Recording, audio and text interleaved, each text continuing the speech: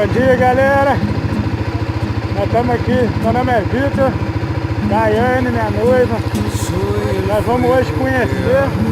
A gente está em Barra Mansa, sul fluminense do Rio de Janeiro.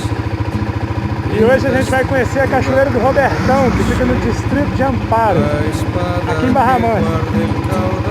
A gente acabou de passar pela Vila Nova e pegou o caminho até Santa Rita, e de Santa Rita vai ter uma estrada de chão até Amparo. A gente vai por dentro e vamos filmar um pedaço do caminho para vocês. Boa viagem, curte aí a paisagem.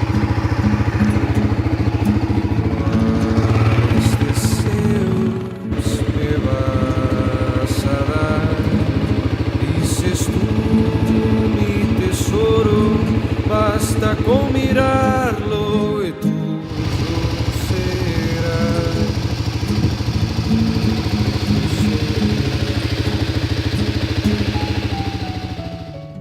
Fala, povo, nós aí de novo. Deixamos a moto ali em Amparo, 1 quilômetro aqui para trás, na casa da amiga da Daiane. Dá um oi pro povo. E agora nós pegamos essa estradinha aqui, é a RJ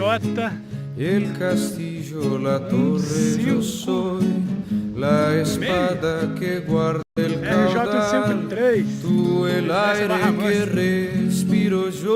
e de Amparo até lá vai dar, pelo menos com ciclista na internet, né? Falaram que tinha 4 km e 200.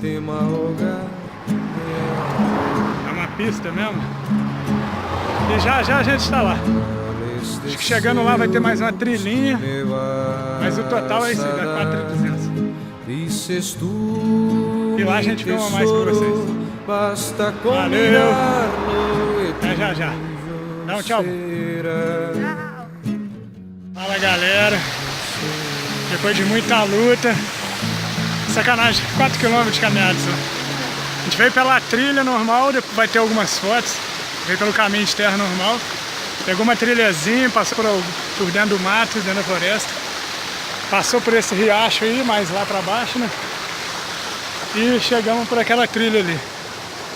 Essa aí, ó. E agora a gente merece, né, amor? Cachoeira do Robertão, distrito de Amparo, Barra Mansa. Vou chegar mais pra lá pra vocês verem. Vem cá, mano.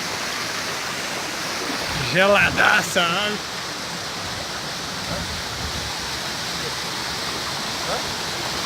E é mais ou menos do jeito que a gente imaginava mesmo. Opa! É lindo. É uma cachoeira em forma de C.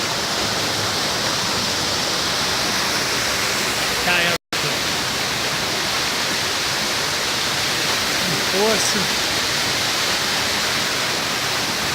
E eu acho que agora é a hora, né? Opa!